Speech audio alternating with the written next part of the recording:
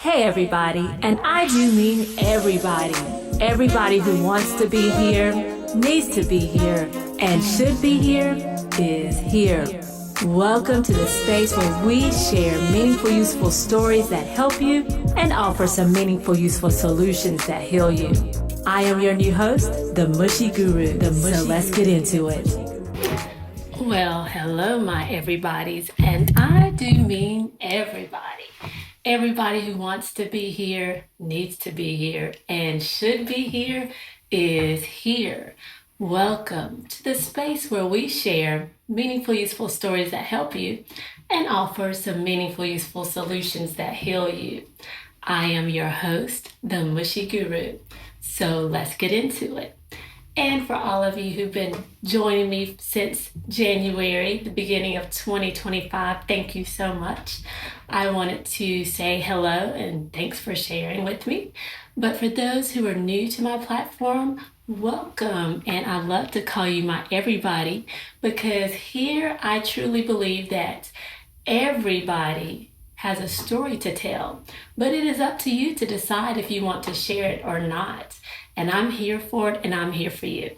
So, as you can see, I am back in my Mushy Guru space. I haven't been here in a while. I was doing some running around and was like, let me, kind of dial in and drop some stuff that I feel like I needed to share that I have not in the past few weeks. So, as you might find me on Apple Podcast or some of the audio, or if you're joining me visually on YouTube, perfect. Wherever you want to listen or watch, that's great. Sometimes I'm going to be here. Sometimes I'm going to be elsewhere. It's just whatever works best for you. So let's get into it today. I was thinking about some of the things about Mushy Gurus, just to remind you, the meaningful, useful story that help you, and then the meaningful, useful stories solutions that heal you. That's the acronym for Mushy. And again, for those who are new, the guru part is just that place of me saying, I'm not trying to pretend I'm an expert at anything necessarily, except for trying to love on you, my everybody's. So on today, I was thinking about the healing part of the Mushy Guru acronym. Of course, I love the storytelling, and I wanted to ask you out there, my everybody's, when you think about great storytelling, because, for me, my mom and I, we have written plays together. Particularly my mom wrote a play that had a national tour called A Fool for Love, and it did great things. I can't wait for her to get on here so she can actually share her own story. And I use that as my testimony, but we have always been coined as like a mother-daughter writing team. With that, me learning the business along beside her. But, one of the things about crafting and getting your story out there, if you are a storyteller, now that doesn't mean you have to write stories from a place of being a writer for a book or being a writer for a play. You can be a lyricist. You can write songs. You can write poems. Whatever it is that creatively comes to your mind, you can write a letter that you feel you need to express yourself and get your idea out. That's what I'm talking about. And that's why I say everybody has a story to tell, and it's up to you to decide if you want to share it. The sharing part is important because that's how we help others, and that's how sometimes we get to our healing.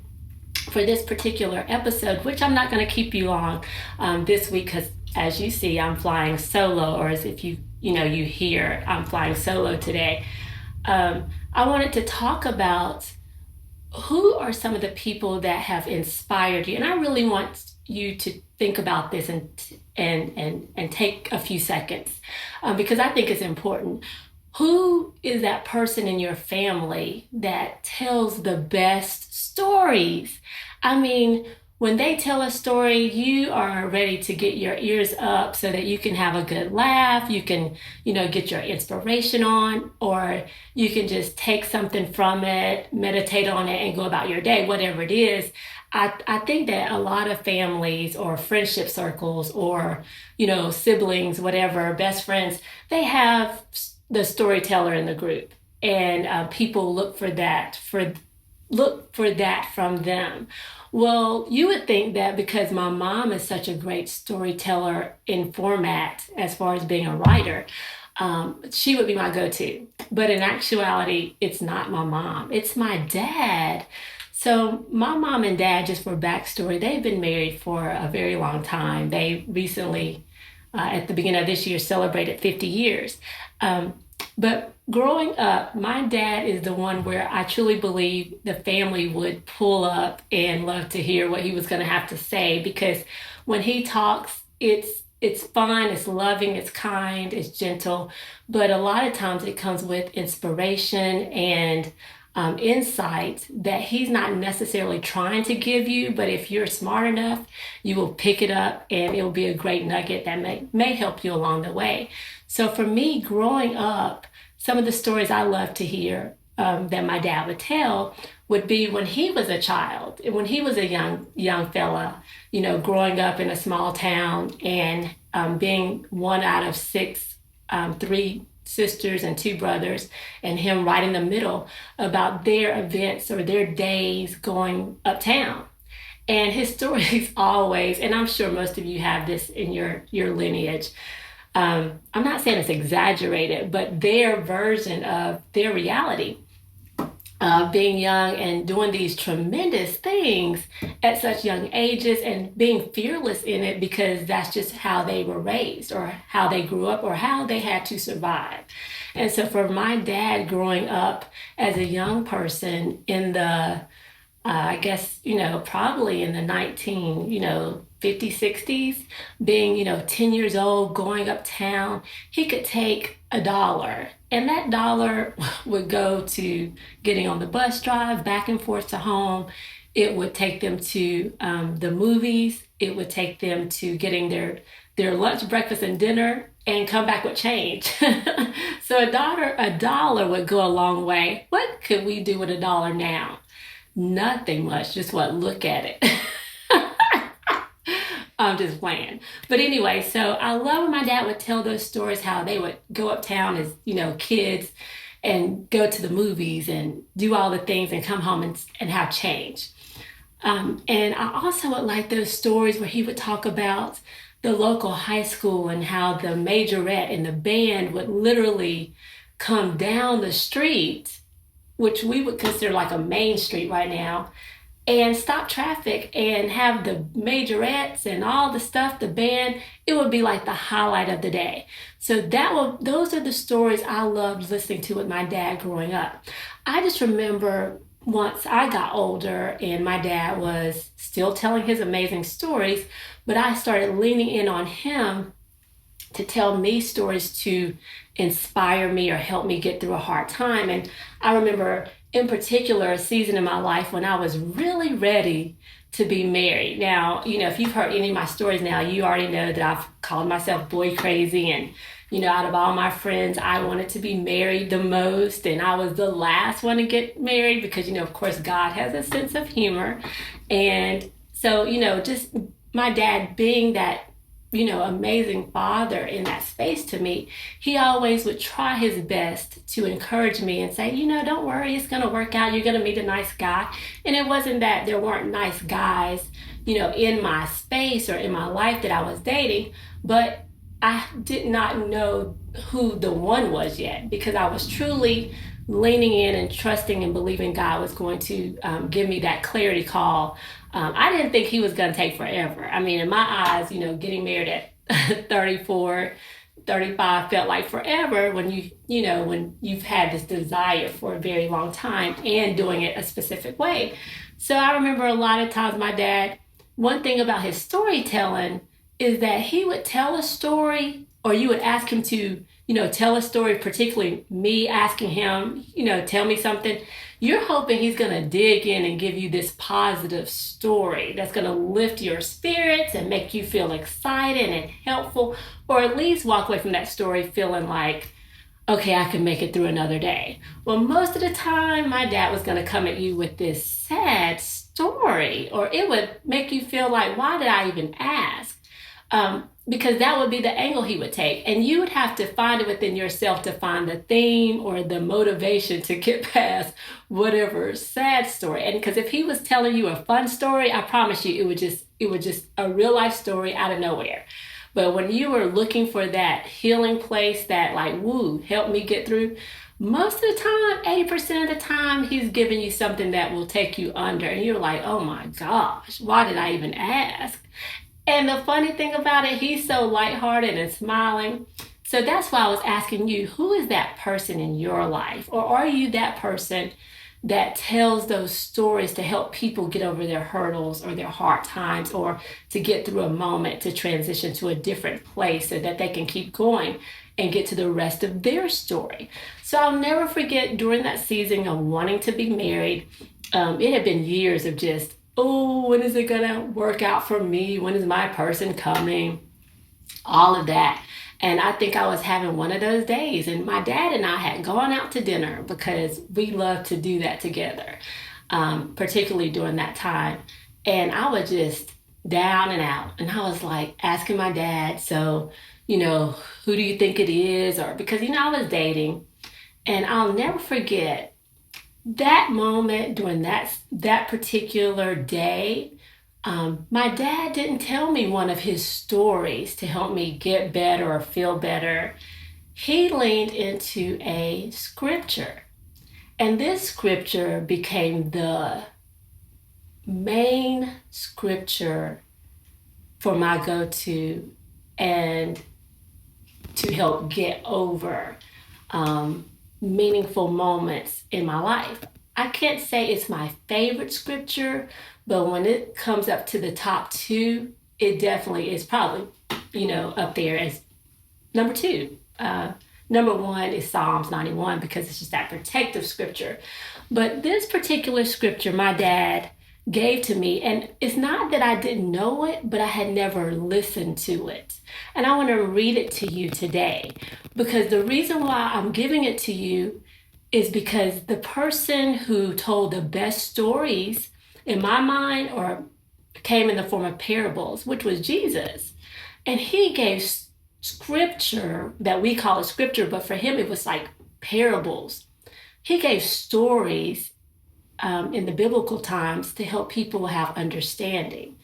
And the scripture that my dad shared to me that I had to hear for the first time was Philippians 4:6. It doesn't matter to me what version you pick, but let me share it with you. It says, do not be anxious about anything, but in everything by prayer and petition with thanksgiving, present your requests to God. And when my dad said that to me as a loving dad looking at his daughter, wanting the best, wanting the desires that she wanted, and he presented not a story, but he presented a scripture. He was thinking about my healing. He was thinking about my long-term success. He was thinking about giving me information that would lead to an understanding that would last me beyond anything he would be able to share, even though he was sharing. And that Philippians 4:6, you might as well say, became a cornerstone in how I positioned myself with how I would overcome until I received the desires of my heart manifested in the form of marriage. And the irony of it all was after I made that deposit in my heart of do not, and let me say it again, do not be anxious about anything, but in everything by prayer and petition with thanksgiving, present your request to God. I deposited that in my heart, and it wasn't probably a year later that I was being asked to speak at a singles conference. Now, the thing is, I had been asked to speak at conferences before to singles ministries, but I would always turn it down because I was like, God, Now, why am I going to speak at a singles conference? I don't have anything good to share because I am a disgruntled single. I wasn't an unhappy single, I was disgruntled. And I didn't feel that I would be able to encourage people who were exactly where I was in a space that would uplift them with my story because to my mind, my story didn't have the ending that I wanted at the time.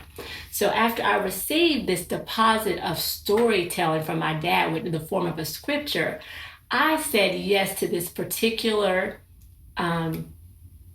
conference for singles that was, in a whole nother state. It required getting on a plane and doing all the things. So I went to that particular conference. I didn't have any great stories. I had a story, it was crazy, about something personal in my life, and maybe I'll share that one day. And I had given the title Man Crazy, What Else Can I Do While I Wait for My Soulmate? Which is a book I'm going to share later that I'm writing that I'm going to give. Well, I've written it, but I'll publish it and share it one day. But I shared out of all the fun stuff and the shenanigans and the theatricals that I brought and had fun with those women and men in that singles ministry for that day, and I was obedient to the one time of saying yes to this conference, the only important story that I wanted to share was what my dad had shared, was the scripture. Because just like those singles, just like I was a single at that time, I wanted them to receive the healing that came in the form of understanding. And it was, I don't need to be anxious about this thing that I desire so much, which was marriage. Because in all my ways, in everything, there are two things that I can do. And that's why I wanted to share on this platform today some actual tips about how to heal. How you heal is you offer God a prayer about your desire, and you do it in the form of a petition. You just ask. And how you do it all is you do it with the form of thanksgiving. And that's what I wanted to leave you with. That was what this whole little segment today, Flying Solo, is all about. That when you think about the person who tells the best stories in your family, whether they bring you laughter, fun, healing, companionship, whoever that person is, whether it's you to yourself, whether for me it was my dad, in that story, are they giving you nuggets? Are they giving you a solution that's going to provide understanding, that's going to take you long term to a place that gives you what you need? Because that's what the storytelling is all about. And I hope you know that. I hope that you understand that as you come to your places where you're resting to get to your rest of your story, and you're writing your books, you're writing your poems, you're writing your songs, I hope that you always keep that in the back of your form of your writing, in the format of your writing, that as you share this story, how is it going to help somebody else? How is it going to help everybody else who is presented with this information to get to the best part of their story? So I hope that this information that I'm giving today in the form of a solution, not just a story, but in the form of the solution part, will give you something to think about, whether it's a motivation towards your thesis, a motivation towards a hook in your song, a motivation towards a stanza in a poem, a motivation towards a chapter in a book. Whatever it is, make sure that the nuggets you're given is based on some powerful, healing information that provides understanding for your audience. And that's what I wanted to share with you. So as you tell your amazing stories and you're telling to help others, think about who is that storyteller in your life that gives you that extra help that you need to get through, to get to the rest of your story.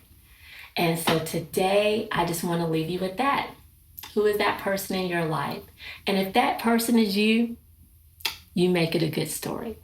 And like I always like to say, as you go through your day, if you hear any negativity about to form about you, I want you to say, hush your mouth. And I'll see you next time. Have a great day. It's been great being with you. And remember, our words, good or bad, they have power. So the next time you feel like some negativity is about to fall off your lips about yourself, take this one word of advice. Hush your mouth. Until next time, it's the Mushy Guru.